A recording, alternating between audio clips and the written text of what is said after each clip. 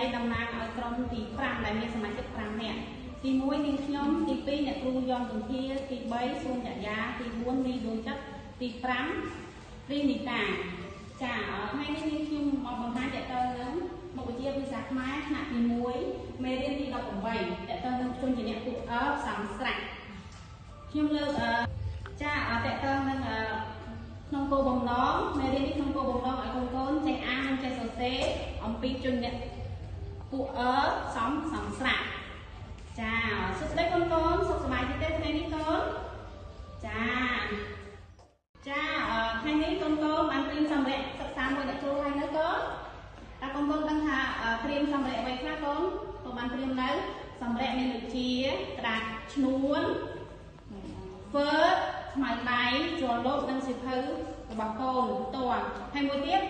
សៀវភៅសិក្សាកូនថ្នាក់ទី1ភាសាខ្មែរហើយនិងសៀវភៅជំនួយភាសាខ្មែរថ្នាក់ទី1ភាគ1ចាអញ្ចឹងថ្ងៃនេះចូលមេរៀនថ្មីណាបងប្អូនមេរៀនតើតើនឹងជំនាញសំស្រាក់មកបងប្អូនទាំងអស់គ្នាមុននឹងយើងដល់ចូលមេរៀនថ្មីឬការកិច្ចការចាស់នៅសប្តាហ៍មុនណាបងប្អូនលើកសៀវភៅកិច្ចការផ្ទះរបស់បងប្អូនមកខ្ញុំលើកមួយអ្នកគ្រូតើត្រូវអត់អ្នកគ្រូឲ្យកូនធ្វើអីកូនឲ្យកូនសរសេរពាក្យឡើងវិញ2ដងក្នុងមួយពាក្យកូនសរសេរ2ដងចឹងកូនទាំងអស់គ្នាហើយមកថាតាមអ្នកគ្រូកូនតែកូនអានតែអាពីខាងចុងហ្នឹងទៅមកកូនអានមកកូនស្លេចអានចាអរគុណពីនេះអានថាកើភីចាមកកូនមួយទៀតកូនអានមើលពីនេះអានថាម៉េចកូនចាពីនេះអានថាភូចាចឹងអ្នកគ្រូជឿជាក់ថាកូនហ្នឹងចាអ្នកគ្រូសង្ឃឹមថាកូននឹងបានធ្វើគ្រប់គ្នាអញ្ចឹងយើងសិក្សាបន្តជាមួយអ្នកគ្រូកូនមើលបានពីអ្នកគ្រូមើលកូនមើលពីនេះអានថាម៉េចកូនចាប់បានអានពីនេះអានថាម៉េចចាពីនេះអានថាឃុំចា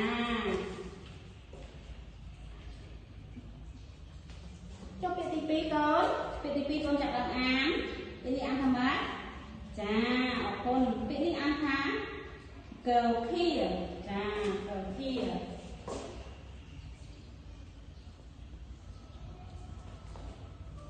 សម្រាប់ពាក្យទី3កូនអានមើលចាពាក្យនេះអានថាកើគី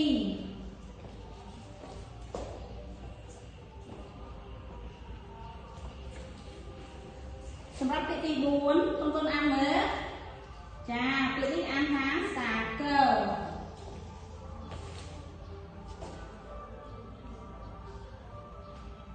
សម្រាប់ពាក្យចុងក្រោយកូនអានមើលបងពាក្យនេះអានថាម៉េចកូនចាពាក្យនេះអានថាអំបោះ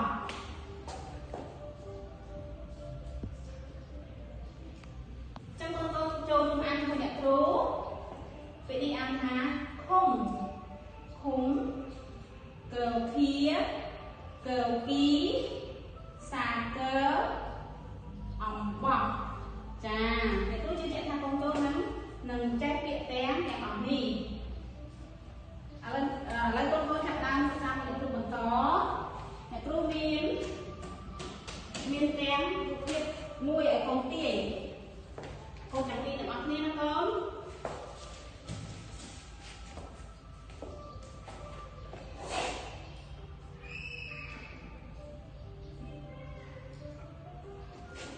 រូបភាពនេះរូបអីដែរកូនរូបភាពនេះរូបអីដែរកូនមើលចារូបភាពនេះគឺងាវចាកូនថាតាមឲ្យកូនមើលងាវចាងាវមានសូដាទេកូនមានសូដាអីចាងាវមានសូដាងើចាអញ្ចឹងកូនចាំស្ដាប់អ្នកគ្រូណាអញ្ចឹងកូនចាំស្ដាប់អ្នកគ្រូណាកូនចាំអានតាមក្រោយអ្នកគ្រូងើអញ្ចឹងកូនចូលរួមអានជាមួយអ្នកគ្រូទាំងអស់គ្នាងើកូនអានខ្លួនឯងចាអរគុណច្រើនកូនឆ្លាតណាស់អញ្ចឹងយើងចាប់ដើម អ្នកគ្រូមានលបែងមួយតើតើនឹងលបែងភាសាមួយកូនចូលរួមលេងមួយអ្នកគ្រូណាកូនលបែងបាទវិចារនឹងទេចាអញ្ចឹងកូនមើលអ្នកគ្រូសិនណាកូនមុននឹងចាប់ដើមមុនដំបូងបើអ្នកគ្រូអានពាក្យមានសូដាងើកូនត្រូវធ្វើដៃងក់ក៏ដៃណាកូនណាតែបើអត់មានសូដាងើទេកូនត្រូវធ្វើដៃចឹងណាចាអញ្ចឹងចាំស្ដាប់អ្នកគ្រូណាកូនអ្នកគ្រូធ្វើតាមអ្នកគ្រូធ្វើដំបូងគេសិនណាខំងុំចាកូនយល់ណាកូនអញ្ចឹងកូនធ្វើតាមអ្នកគ្រូណាកូនចាជួយចូលរួមធ្វើតាមអ្នកគ្រូ3ងាកចាអរគុណអញ្ចឹងកូនទាំងអស់គ្នាចាប់ផ្ដើមបិទភ្នែកហើយអ្នកគ្រូកូនធ្វើកាយវិការខ្លួនឯងហើយអ្នកគ្រូអានពាក្យឲ្យកូនអញ្ចឹងកូនបិទភ្នែកទាំងអស់គ្នាហើយធ្វើកាយវិការអ្នកគ្រូអានពាក្យចាពាក្យនោះមានឆៃហើយ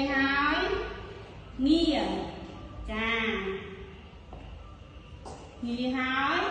ពាក្យងើបចាអរគុណច្រើនកូនហើយកូនទាំងគ្នាស្គាល់សូរអក្សរថ្មីជាមួយអ្នកគ្រូរៀបរាប់ហើយអញ្ចឹងអ្នកគ្រូនាំកូនទាំងអស់គ្នាមកស្គាល់តួអក្សរថ្មីជាមួយអ្នកគ្រូវិញម្ដងអញ្ចឹងអ្នកគ្រូមានរូបមួយចង់ឲ្យកូនទាំងអស់គ្នាចូលរួមទូទាឲ្យបានគ្រប់គ្នាណាកូន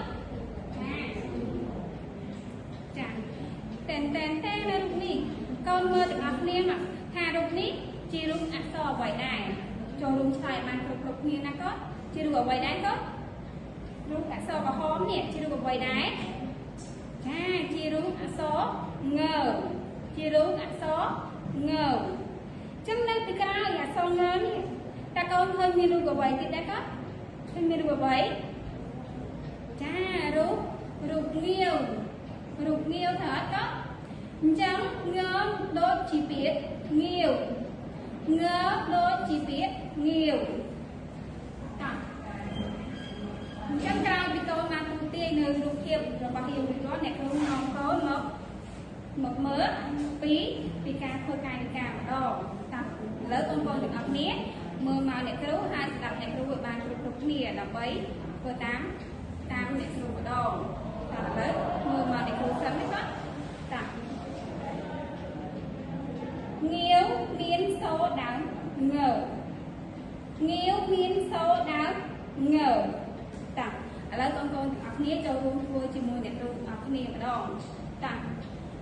ងាវមានសូរដើមងើតោះឥឡូវកូនទាំងអស់គ្នាសាក់ធ្វើខ្លួនឯងម្ដងមកចាងាវមាន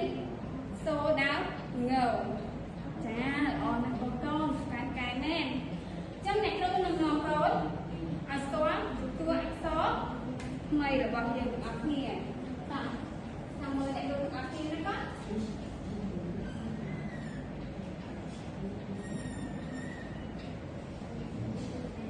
អក្សรงើអក្សรงើតាមបានអត់កូនបាទឥឡូវកូនសាកចូលរួមអានជាមួយអ្នកគ្រូទាំងអស់គ្នាអក្សรงើតាមឥឡូវកូនទាំងអស់គ្នាសាកអានដល់ខ្លួនឯងម្ដងមើលកូនតាមអានចាល្អណាស់កូន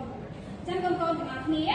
អាចទូទាយបានហើយមែនអត់ថាថ្ងៃហ្នឹងយើងរៀនពីជនជាអ្នកអ្វីសាកទូទាយមើលកូនចារៀនពីជនជាអ្នកងើ